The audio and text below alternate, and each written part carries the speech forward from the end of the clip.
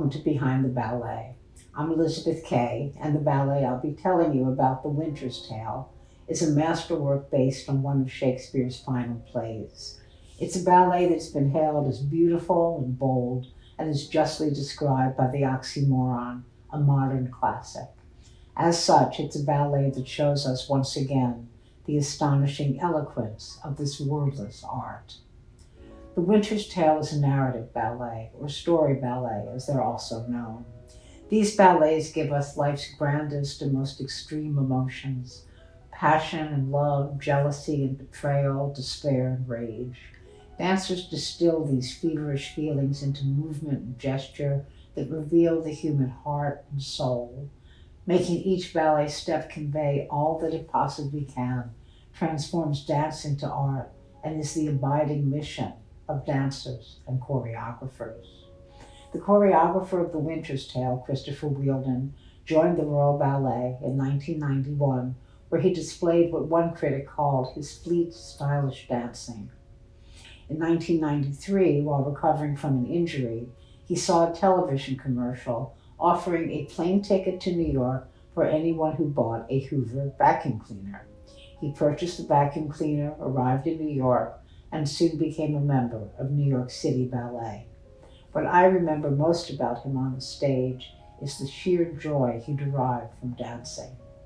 But creating dances was his primary calling, and in 2001 he became City Ballet's first resident choreographer. Since then, he's made compelling abstract and full-length narrative works performed by ballet companies around the world, including Like Water for Chocolate, which ABT presented in 2023 and 2024. He's also directed and choreographed 2 hit Broadway shows, An American in Paris and a riveting show about Michael Jackson, MJ, the musical. So Wheeldon's dance vocabulary runs exceptionally wide and deep, and he brings that sweeping knowledge to The Winter's Tale, which he describes as a fairy tale with high drama and pure entertainment. To achieve this, he's enhanced traditional ballet steps with vivid new ways of employing them. When the curtain rises on The Winter's Tale, dancers gather on a blackened stage lit by a single spectral blue light, where we witness past events that lead to the tragedy to come. 2 young princes play together, forging a bond that carries into adulthood, when the princes become Leontes, king of Sicilia, and Polixenes, king of Bohemia. Leontes meets the lovely Hermione. They marry, and he gives her a beautiful emerald.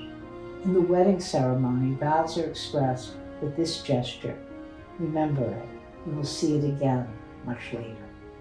In time, Leontes and Hermione have a son. Polixenes visits their court, and soon after, Hermione gives Leontes the joyous news that she is pregnant. 9 months later, in the Sicilian court, King Leontes lives happily with Hermione and their son. Their lives sparkle in their orderly, regal sphere, from which they will soon descend into chaos and terror. Throughout these months, Leontes' friend Polixenes remained in Sicilia. Now, as he's about to depart, each man places a gentle hand on the pregnant Hermione's swelling belly. Polixenes' caring gesture raises dark suspicions in Leontes, who spies on Polixenes and Hermione and is horrified by the warmth between them. This ignites Leontes' paranoia and jealousy, driving him to irrationally conclude that Polixenes fathered Hermione's unborn child. Ballet depicts emotion with piercing economy. Thus we see Leontes' fingers flutter up and down his body as jealousy and madness course through him. His previously fluid movements become spasmodic, and his open hands become spider-like, as he is tormented not by truth, but by his wrongful perception of it. Hermione, now brutally rejected by Leontes, rises from the floor and buries her face in her hands, as she fully apprehends that the world in which she was so happy has crumbled. She is sent to prison, where her daughter, Perdita, is born. Hermione is placed on trial, during which her mournful, deep-backed men seems to signify both a cry for help and hopeless surrender. When she sees that her beloved son has died after being subjected to Leontes' vicious rage, Hermione dies too. Her friend Paulina implores Leontes to overcome his misguided obsession, which infuriates him all the more. He banishes tiny Perdita, and the act ends with a ship carrying the infant and some royal treasure to Bohemia, where Perdita is found by a shepherd. Act 2 takes place 16 years later in Bohemia, where life is effervescent. Hermione's daughter Perdita is now a young woman, and she and Florizel, son of King Polixenes, are in love. Their achingly romantic pas de deux features luscious, swooning, airborne lifts that testify to their passion.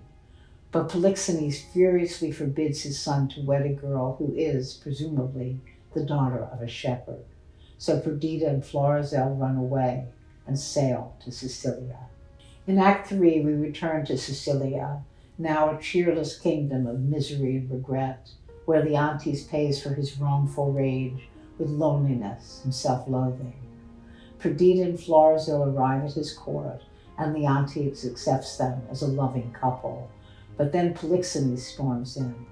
Determined to part them, he handles Perdita violently, revealing the emerald and Perdita's true identity. She places a gentle hand on Leontes' heart.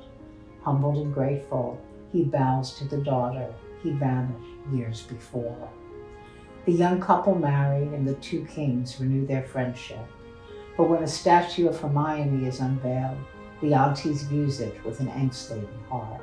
Suddenly the statue comes to life, and as Leontes beholds Hermione, who has been hidden away by Paulina for 16 years, he discovers that her face and body are made not of stone, but of flesh. He lies at her feet, and we see in his arching body the redemption he craves. Hermione, using the gesture they employed at their wedding, reminds Leontes that they made unbreakable vows. Finally, she forgives him, and as they dance, she is as light and otherworldly as an angel in his arms, and he is spiritually reborn. And since this is, as Christopher Wheeldon says, a fairy tale, the happiness they shared once upon a time is restored, and we can assume that, as in any worthy fairy tale, they will live happily ever after, forevermore. As you will see, The Winter's Tale is so infused with emotion and impassioned movement that this innovative modern classic is certain to live on in your memory and in your heart. Thank you for joining me for Behind the Ballet.